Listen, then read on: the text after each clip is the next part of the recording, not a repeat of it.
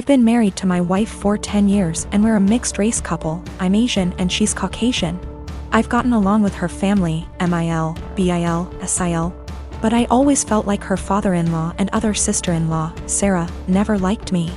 I'm a professionally trained chef with 15+ years of experience and I work at a high-end Chinese restaurant, a spin-off of a popular one in Beijing, in a large US city. My crew and I have won several awards, and I've been explicitly told I'll be the next executive chef. Sarah is also a professionally trained chef and works at a popular upscale French restaurant in the city. She constantly brags about it and, no joke, compares herself out loud to Ramsay and Bourdain. Whenever I'm at my mother-in-law and FIL's house and helping out in the kitchen, Sarah is always criticizing everything I do. Whether it's chopping, braising, marinating, etc., she always butts in with comments like, I think you should actually do X like this. I've been patient for my wife and sidestepping those comments, saying things like, thanks, but I think I'll stick to the way I do it. Things came to a head 2 weeks ago when my wife, FIL, MIL, and I were in her parents' kitchen prepping dinner for my MIL's birthday. We were running a bit behind, so things were heated, which I kind of like because it reminded me of work. And that's when Sarah walked in. She took one look at what I was doing, scoffed, and said something like, oh wow, okay, so that's not the right way of doing things. It hit a nerve and I pretty sternly told her to stop criticizing my cooking and that I'm also a chef like her. She laughed and said, making kung pao chicken at some Chinese restaurant doesn't count. The kitchen went silent, father-in-law snorted / chuckled, and my mother-in-law yelled, Sarah, what is wrong with you? I stopped what I was doing, swore at her and called her a racist piece of shit, apologized to my mother-in-law for not being able to stay, and left for home with my wife. Apparently this caused a massive fight after we left, with my MIL / BIL / other sister-in-law taking my side and my FIL / Sarah saying, it was a joke but kind of true and that I was being too sensitive. The extended family somehow got wind of this and now everyone is arguing and taking sides, with my wife even getting texts from some her cousins apologizing for Sarah's behavior. Despite being on my side, my wife is begging me to apologize so that the fighting will stop, but I refuse to because Sarah and her blatant racism. I'm a chef working at upscale Chinese resto, my sister-in-law is a chef at upscale French resto. She's critical of my cooking skills and has now called it making kung pao chicken at a Chinese restaurant. Family at war, wife begging me to apologize. My wife has also informed me that now Sarah may be in trouble at work and she's blaming me for it. Apparently one of her co-workers heard her rant about what happened and reported it to management. So it looks like one of my wife's cousins found this post and put it on Sarah's Facebook wall going, this is you, right? Her FB friends are starting to comment with things like, if this is you Sarah then I'm disappointed. I think Sarah's still at work, shit might be hitting the fan soon and now my wife is pissed too. My wife got a call from SIL. From wife's paraphrasing. Sarah started screaming / crying at her the moment my wife picked up and said that she just got demoted because of her Asian slur husband. Apparently some of her co-workers have her on FB and showed the post to management, which combined with her earlier rant, double whammied her back to being a line cook and now she might get fired. My wife solidly on my side after taking the verbal abuse from Sarah. Since we met, my boyfriend has been on and off of Tinder. I've been very clear that it hurts me, but he always defended it as just him wanting an ego boost. A few months ago we had a major argument about it where I threatened to leave and I honestly thought that was going to be the end of it. Pretty naive, really.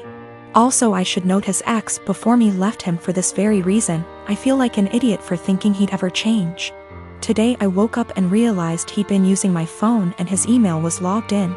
I noticed he'd gotten an email from an app called Hinge. Just to give you an idea of the kind of app this is, the description read, the app that was designed to be deleted.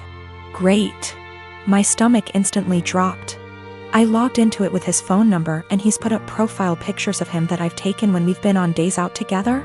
In his description he's got things like, we'll get along if you like Chinese and have a dog. If you're silly and comfortable and overshare. He's also put in as a strict preference that he wants to be matched with Hindus / Muslims only. I'm white British.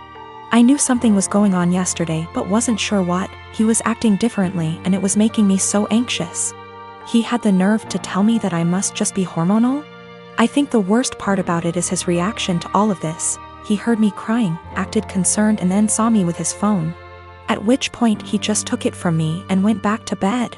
That was about an hour ago and the only interaction I've had with him since was him asking me to open the bathroom door. Not to see if I was okay, but because he needed to pee.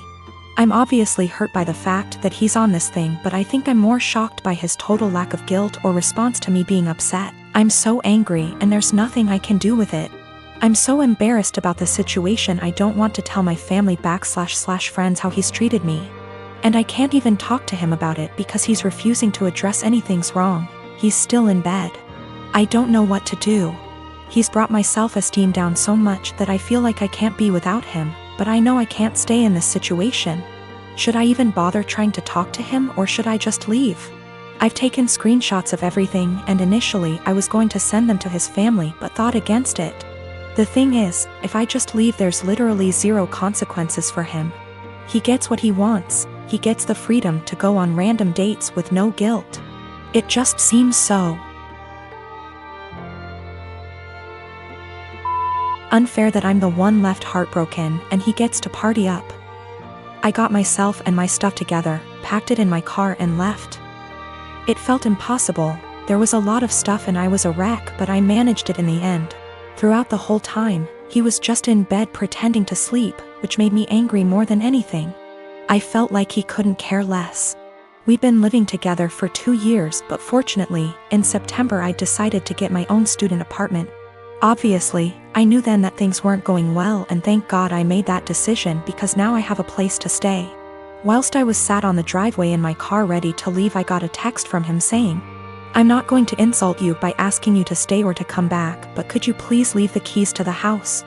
I had already left them, but that last dig at me made me so mad and hurt. No apology, no goodbye. Just leave the keys.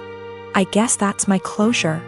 I'm sad that this shit show of a relationship has come to an end, angry that it happened the way it did, but funnily enough, I'm relieved. I can do what I want now and get on top of my self-esteem issues. I'm driving down to see my mom and the rest of the family tomorrow. I haven't seen them since Christmas and I absolutely cannot wait. The anger's still there, but I'm just going to get on with things. I absolutely cannot waste any more energy on that guy.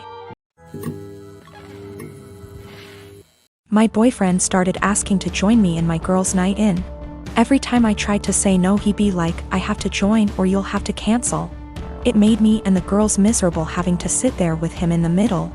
This past Friday he insisted to join us again. I had enough. I came up with an idea to get him to hate hanging out with us. Made a plan and told the girls what we were going to do and they were down for OT. The girls came and my boyfriend immediately sat with us and started ruining our conversations by steering them towards him / his work / his achievement. So here's what I did.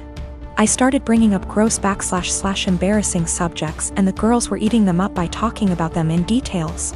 Subjects like sevks, periods, his most sensitive spot, cramp diarrhea, hairy legs, fart getting trapped in the vulva and coming out the front, squeezing shit out of our faces, cramp diarrhea, dirty underwear, and again, cramp diarrhea. We talked about this stuff in boring details, like, I could feel his discomfort without even looking at him. But God, when I turned to see why, he got quiet suddenly. He was getting red in the face, and had sweat all over his forehead. I bet he found himself unable to relate to thy's subject, thus couldn't take part in the conversation. He got up from the couch ready to head out. I looked at him and asked where he was going and he was like, I just remembered that I have an important meeting with a guy in about 10 minutes and I have to go now. He rushed out telling us to have fun. The girls and I started laughing hysterically. He came home and berated me saying I made him feel uncomfortable / sick with the horrible subjects I kept bringing. I said, what you talking about? This is the typical stuff girls talk about all the time, but he insisted I made him upset and caused him to leave. He declined to speak to me and been quiet since then. This is his apartment. He tells me who is and isn't allowed to come and I thought this was fine since it's his place. Though I help with the bills, but he makes so much more as the head of security in his company, so that's that. I just can't believe how dense and blind I've been to his negative ways. He's still giving me the silent treatment, and I've decided it's just a lot to take.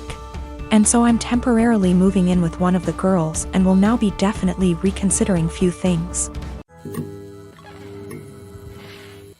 I and my husband tried for 5 years to get pregnant. Testing eventually revealed I have eggs of steel, and without medical help I'll never get pregnant. So that's what we did.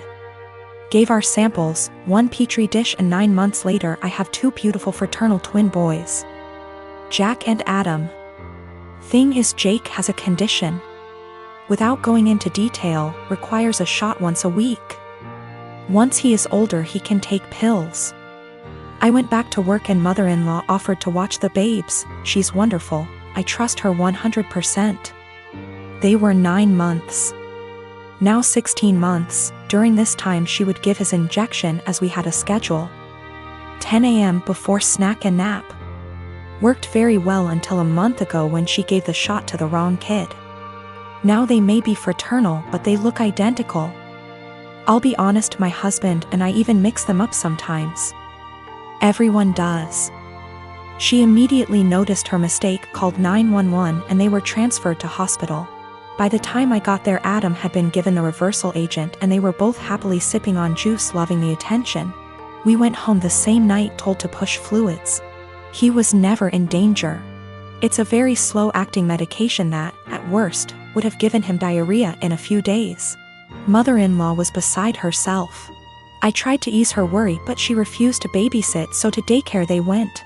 This daycare has a nurse, cause some of the kids have medications, so she knew what to do, but the worry of mixing up the kids was a valid concern, and they would not keep name tags on. Doctor recommended a medical tattoo. Explained they tattoo a freckle, no bigger than the end of a pencil eraser, on an area of skin that's easily seen while the child is under mild sedation, similar to dental offices. Because of the area it usually fades in 2 to 3 years, but by then they should have developed more personal features, and may not need it redone. So after discussion with my husband we did it. He has a 2 mm brown freckle on his earlobe.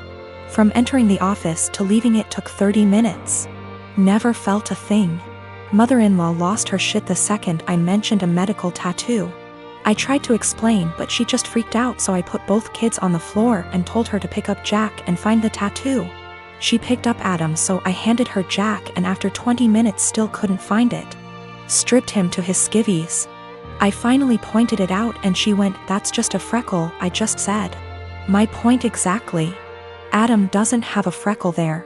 So that's how daycare can tell them apart. She's still pissed and ranting. Once I explain to others and they fail to find it, they understand, but they still think I went too far in tattooing my child and altering their body. I believe I took the necessary precautions recommended by the doctor, and the tattoo will fade with sun exposure, and as he grows, by the time he's 5 it probably won't even be visible, or it'll just look like a faded freckle.